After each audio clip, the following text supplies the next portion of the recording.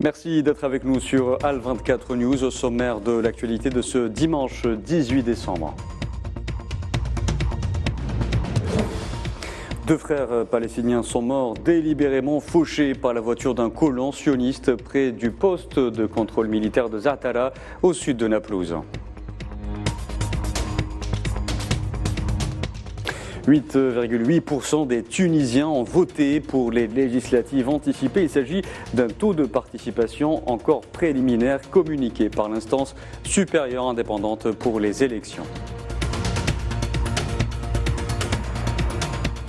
Le Conseil de sécurité des Nations Unies et leur secrétaire général condamnent l'attaque contre une patrouille de police de la MINUSMA survenue dans la ville de Tombouctou, dans le nord du Mali, où 2 casques bleus nigérians ont été tués et 4 blessés.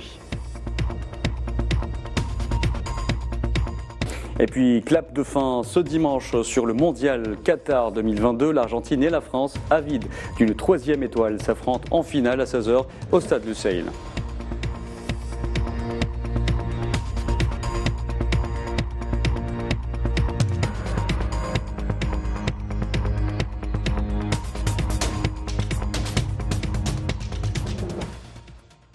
Bonjour à tous et avant de développer ces titres, le président algérien Abdelmadjid Tebboune a reçu hier un appel téléphonique de son homologue français Emmanuel Macron, lors duquel ils ont évoqué les relations bilatérales et les perspectives de coopération entre les deux pays. Les deux présidents ont échangé à l'occasion les points de vue concernant la situation en Libye et dans la région du Sahel, ainsi que sur d'autres questions régionales et internationales d'intérêt commun. Je vous en parlais en titre, la violence ne faiblit pas en Palestine occupée. 2 frères du camp de réfugiés de Qalandia au nord d'Al-Quds occupé ont été tués hier soir après avoir été délibérément écrasés par un colon près du poste de contrôle militaire de Za'atara au sud de Naplouse. Mohamed et Mohannad Youssef Moutaïr ont été renversés par un colon qui conduisait son véhicule à grande vitesse alors que les 2 frères changeaient l'un des pneus de leur véhicule.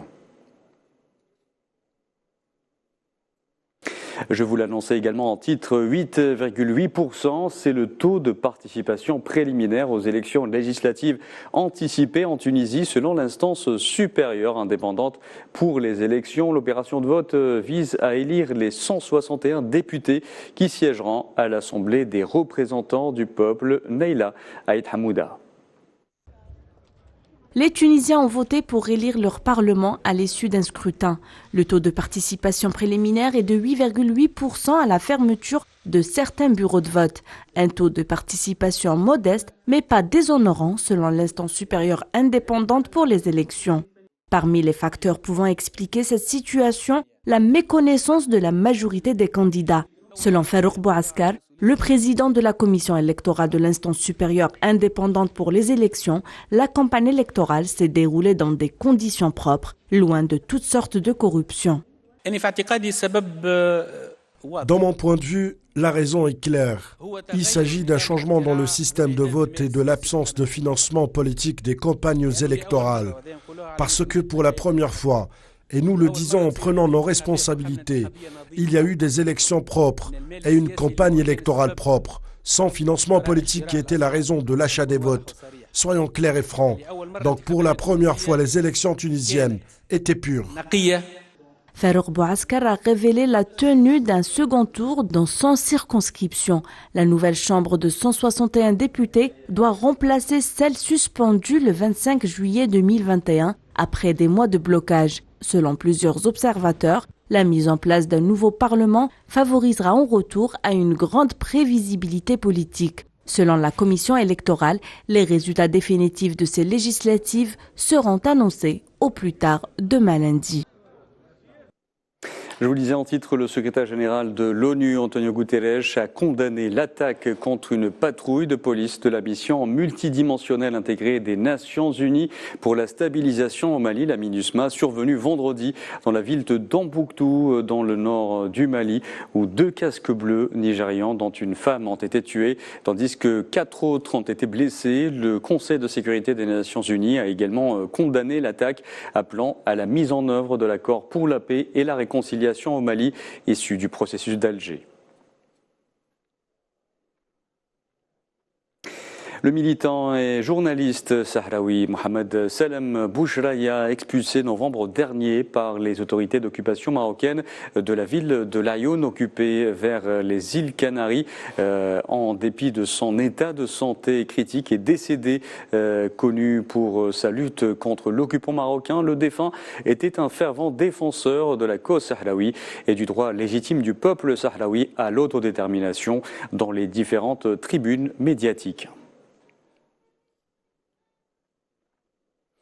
Toujours dans l'actualité en Afrique, les forces de sécurité somaliennes soutenues par des partenaires internationaux ont tué 88 terroristes Chebab lors de la dernière opération menée dans le pays. Selon le vice-ministre de l'Information, les forces de sécurité ont également récupéré des armes et du matériel que les terroristes avaient utilisé pour organiser des attaques dans une vaste forêt du village de Djuaï.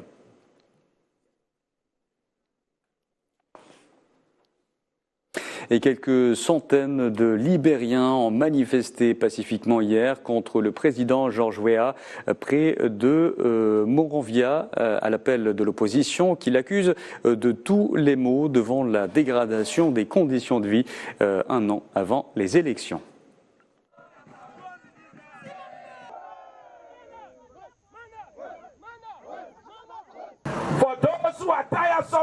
Pour ceux qui sont fatigués, qui souffrent et qui ont peur d'être parmi nous, nous sommes ici, grâce à vous aussi. C'est le début d'une marche vers un nouveau Libéria. Aujourd'hui, nous sommes venus dire que nous sommes fatigués de cette souffrance qui est endémique, qui s'emballe, qui tue notre peuple. Notre rassemblement ici aujourd'hui montre à la communauté internationale que nous sommes fatigués et tout ce qui se passe dans notre pays. Dans l'actualité de ce dimanche, l'Iran a annoncé hier, à la veille d'une visite d'experts de l'Agence internationale de l'énergie atomique, avoir augmenté sa capacité d'enrichissement de l'uranium.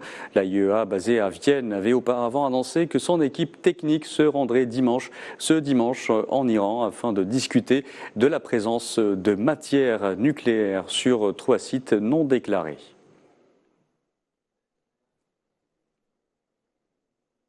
Les autorités jordaniennes ont annoncé hier l'arrestation de 44 personnes pour avoir participé aux manifestations contre la hausse des prix du carburant dans le royaume, indiquant que l'enquête sur le meurtre par balle d'un responsable de la police se poursuivait. La direction de la sécurité publique a précisé avoir intensifié le déploiement des forces de l'ordre dans les gouvernorats du royaume pour assurer le maintien de la sécurité.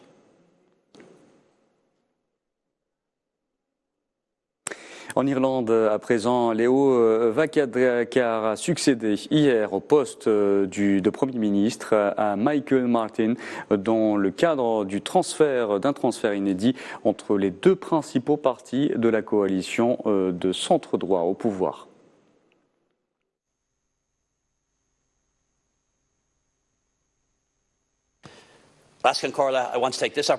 Je souhaite profiter de cette occasion pour féliciter Michael Martin pour le leadership dont il a fait preuve en tant que chef du gouvernement, en plaçant le pays avant la politique et en apportant réconfort et espoir dans les moments difficiles.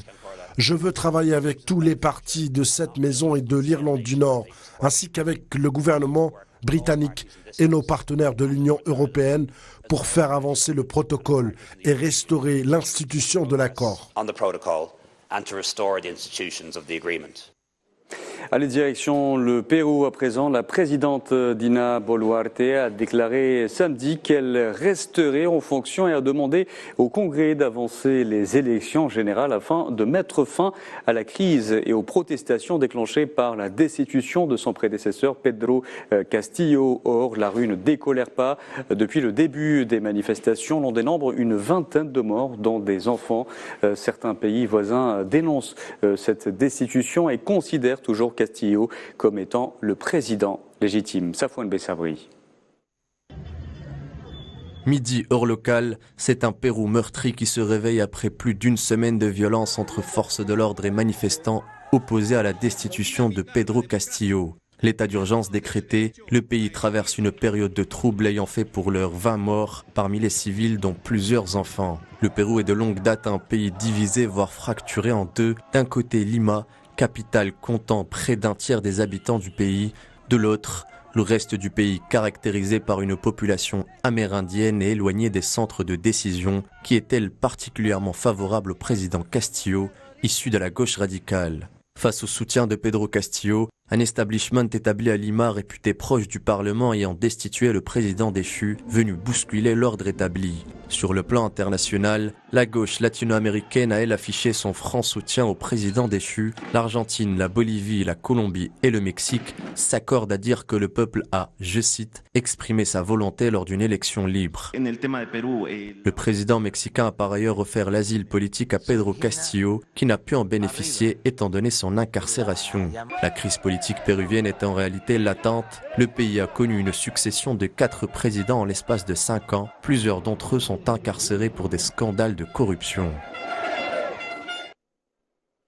Dans l'actualité aussi, la Corée du Nord a lancé ce dimanche un missile balistique non identifié selon l'armée sud-coréenne, quelques jours après l'annonce par Pyongyang d'un test réussi de moteurs à combustible solide de forte poussée avec l'objectif de développer une nouvelle arme.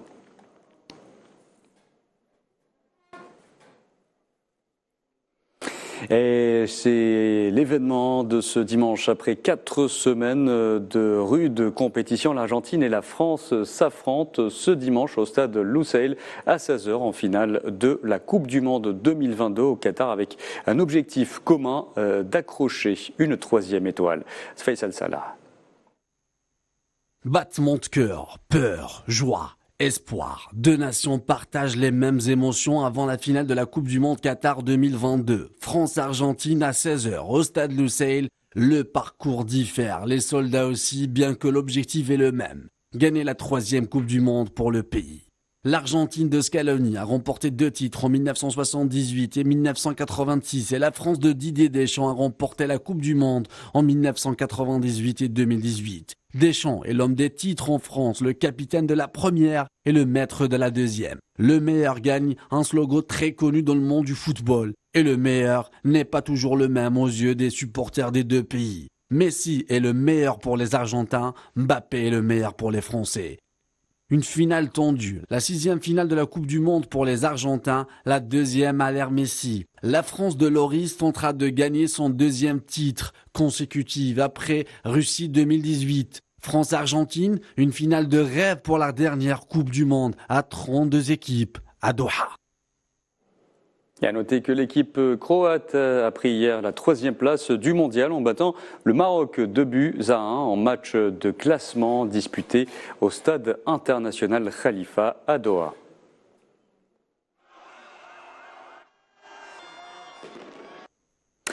Par ailleurs, l'équipe nationale algérienne de football des A-Prime, composée des joueurs locaux, a fait match nul hier soir face à son homologue sénégalaise. 2 buts partout à Annaba dans le cadre des préparatifs du championnat d'Afrique des Nations, le CHAN 2022 reporté à 2023 en Algérie à partir du 13 janvier jusqu'au 4 février.